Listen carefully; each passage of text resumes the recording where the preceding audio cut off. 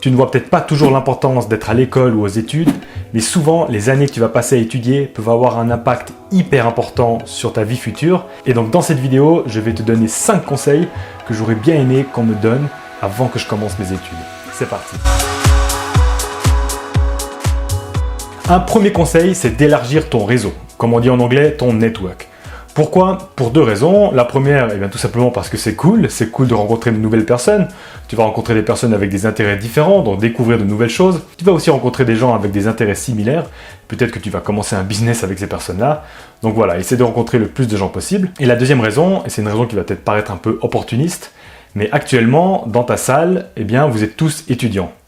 Mais dans 5, 10, 20, 30 ans, toutes ces personnes auront des rôles différents. Peut-être que ton camarade de droite sera médecin, peut-être que le mec derrière sera un des plus grands youtubeurs de France, peut-être que le mec à ta gauche aura créé un business et sera le CEO d'une énorme boîte, et même toi, tu sais pas ce que tu seras plus tard. Donc fais le plus de contacts possible, parce que plus tard, ces contacts seront certainement très utiles. Un deuxième conseil, c'est de faire le plus de stages possible. Alors j'ai écouté récemment un podcast, et le mec disait qu'il trouvait le système complètement con, parce qu'on demande à des jeunes de savoir ce qu'ils veulent faire alors qu'ils n'ont encore rien fait. Et c'est uniquement en faisant qu'on sait ce qu'on veut faire. C'est uniquement en faisant de la médecine que tu vas savoir si tu as envie de faire médecin ou pas. Tu sais si tu aimes le foot uniquement si tu as eu l'opportunité de toucher au moins une fois un ballon de football. Alors malheureusement, le système, il est comme ça. Mais ce qu'on peut faire, c'est simplement d'essayer de faire le plus d'expériences possible. Même si c'est une expérience de 2 ou 3 jours, d'une semaine, fais un stage dans une boulangerie, fais un stage chez un mécanicien. Si tu as une idée, eh bien lance un petit business. Essaye de faire le plus d'activités extrascolaires possible, comme un club de sport, un club d'étudiants. Ça va aussi te permettre d'élargir ton réseau. Et plus tu feras des expériences comme ça, plus tu sauras ce que tu as envie de faire. Et en plus de ça, le jour où tu chercheras un travail, le fait d'avoir fait toutes ces expériences va te différencier par rapport aux autres et ça fera toujours bien sur ton CV. Un troisième conseil, c'est de quand même suivre les cours que tu trouves totalement inintéressants. Alors moi personnellement il y avait plein de cours que je trouvais totalement inutiles, comme par exemple l'histoire de l'art, la littérature.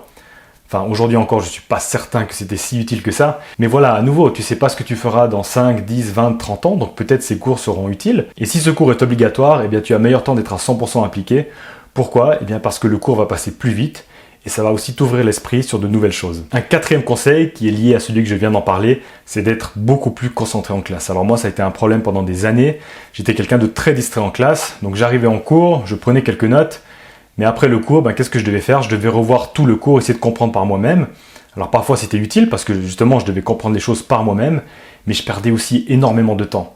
Donc tu as meilleur temps de préparer un peu ton cours, aller en cours, être à 100% focus. Et le soir, tu dois juste revoir tes cours, faire tes devoirs, mais tu vas gagner énormément de temps. Et ce temps, justement, tu vas pouvoir l'utiliser pour faire d'autres activités à côté. Et un dernier conseil, alors ça dépend de ton âge, mais c'est de faire des échanges. Dès que tu as l'opportunité, pars à l'étranger. Et ça va être utile pour 3 raisons. La première raison, évidente, c'est d'apprendre une nouvelle langue. J'ai pas besoin de t'expliquer à quel point c'est important aujourd'hui de parler une langue comme par exemple l'anglais. Une deuxième raison, c'est de te faire un réseau, mais cette fois-ci un réseau international. Ça peut être vraiment utile plus tard de connaître des gens à travers le monde. Et la troisième raison, qui est pour moi la plus importante, c'est de sortir de ta zone de confort. C'est pas toujours facile de partir à l'autre bout du monde tout seul, mais justement, c'est quand c'est inconfortable qu'on évolue.